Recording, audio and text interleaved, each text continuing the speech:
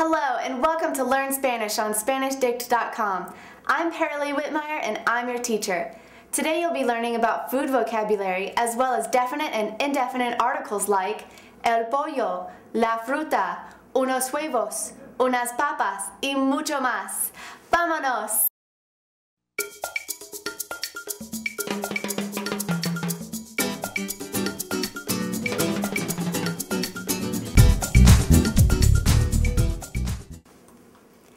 Another great reason to learn a new language is so that you have an excuse to eat all the food in a native setting.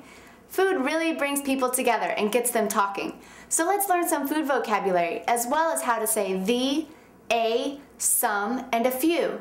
These words are really important, especially when it comes to ordering in a restaurant. As you have seen in the past few lessons, nouns can be masculine or feminine.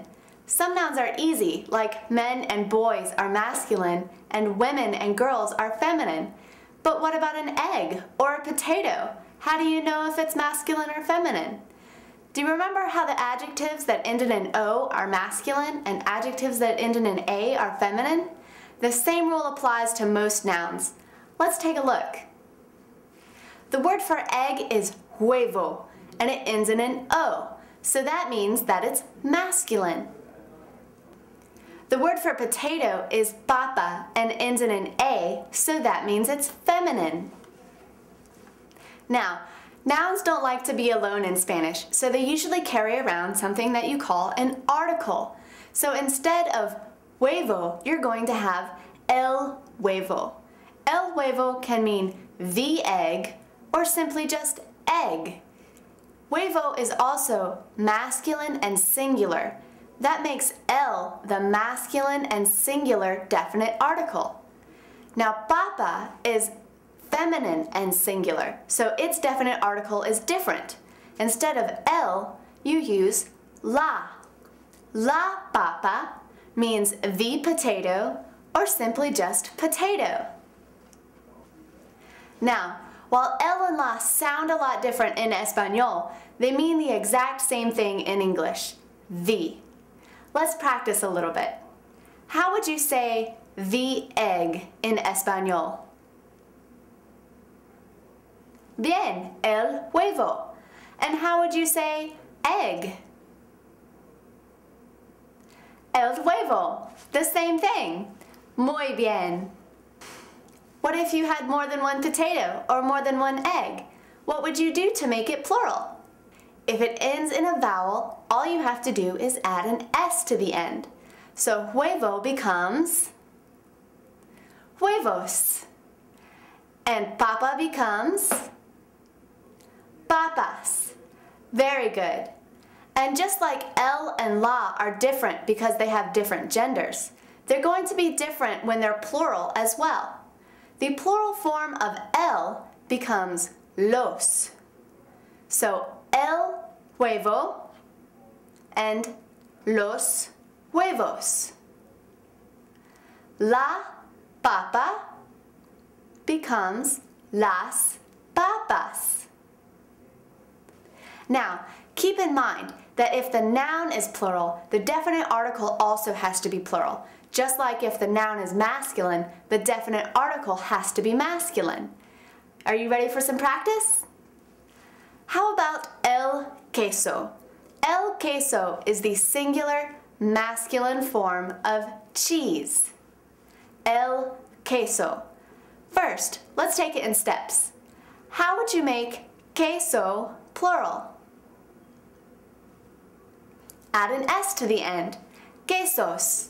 And do you remember the plural masculine definite article? Los. So if el queso is the singular form, what's the plural form? Los quesos. Articles can also be really helpful if your noun doesn't end in an O or an A and you don't know what the gender is. You'll usually find the article with the noun. So when you have a word like el pastel, what gender do you think it is? Masculine. El is always masculine. Now, you can also tell the gender of a noun just by memorizing a few extra rules rather than just the O or A. Most nouns that end in an E are going to be masculine as well. A lot of nouns that end in a consonant are also going to be masculine. You can check out more gender rules at the Spanish reference, but we'll talk about that later. Now, let's try el pastel. Do you remember how to make words plural that end in a consonant? You add es. So what is the plural form of el pastel? Los pasteles. Perfecto. One more, just for good measure. How would you make el cereal plural? Los cereales. Muy bien. Repasemos. There are 4 definite articles, one each for singular and plural, masculine and feminine. Can you tell me what they are? What is the singular masculine definite article? El. And the singular feminine? La. What about plural masculine? Los. And what about plural feminine? Las. Every single one of these words means the. So don't get tricked by the fact that there are 4 forms in Espanol. Okay, I think we've pretty much covered the definite articles. Let's take a peek at some indefinite articles. If you didn't want the potato or the egg, but instead you wanted a potato or an egg, you would use an indefinite article. There are 4 indefinite articles, just like there are 4 definite articles, one each for singular, plural, feminine, and masculine. Let's look at a few examples. Okay, here we have a fish. To say a fish, you would say un pescado. Pescado ends in an O, so what gender is it? Masculine. So un is the singular masculine indefinite article. Let's try a feminine one. Una ensalada. Ensalada is feminine, so its feminine indefinite article is going to be una. Un masculine, una feminine. Now, to make them plural, simply change un to unos, as well as make pescado plural. How would you make pescado plural? Add an S. Unos pescados. Some fish, or a few fish. How do you think we would change una ensalada to mean some salads or a few salads?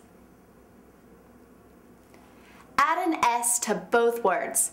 Unas ensaladas. Muy bien. Okay, you have learned a lot in this lesson about definite and indefinite articles, but you'll probably use definite articles a little more often, so let's practice with those and get to the conversation. I'll show you a picture of a different food item or a drink, and you can tell me if you want it. If you want it, you say quiero and then the food. If you don't want it, all you have to say is no quiero. Quiero or no quiero. Por ejemplo, if I show you this picture of las frutas, if you want it, say quiero las frutas. If you don't want it, say no quiero las frutas. ¿Listo? Practiquemos with my favorite meal of the day, el desayuno. El desayuno.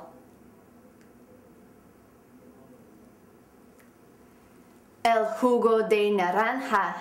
El jugo de naranja.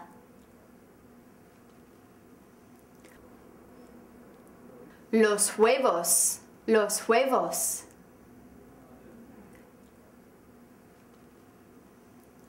El cereal. El cereal.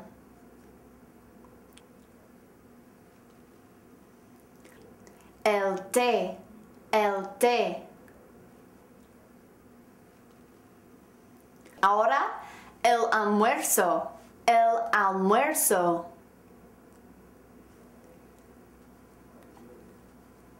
La sopa, la sopa.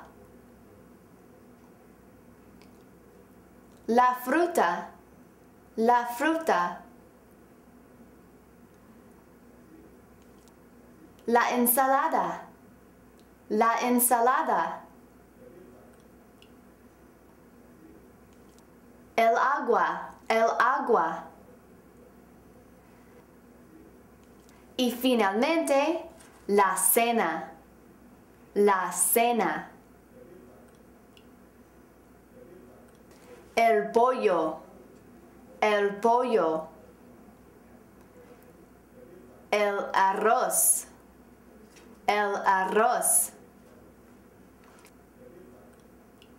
Las verduras, las verduras. La papa, la papa. El pastel, el pastel. Perfecto. Es todo para hoy. You can practice everything you learned in this lesson at SpanishDict.com/learn. There you'll find flashcards for all the vocabulary in this lesson, as well as quizzes, the forum, and video chat. You can also enroll in the course and we'll keep track of your points for you, and you can compare yourself on the leaders board. If you have any questions about definite or indefinite articles, or you just want to learn some more food vocabulary, check out SpanishDict.com/reference. As always, everything is completely free. Until next time, hasta luego!